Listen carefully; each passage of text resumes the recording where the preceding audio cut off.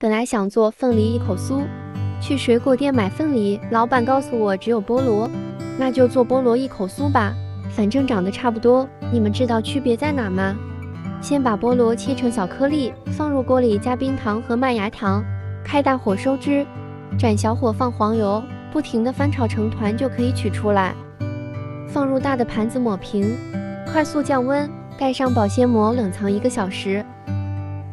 黄油提前室温软化，加入糖粉翻拌耐顺滑，分次加入鸡蛋液继续翻拌，充分融合。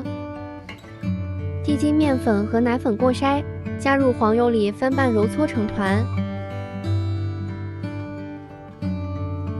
接着把面团擀成厚度3毫米的正方形，菠萝馅搓成圆柱形，放在面皮上包裹一圈，用保鲜膜包好，冷冻半个小时。切成2厘米宽，表面刷上蛋黄液，撒上黑芝麻，送入烤箱。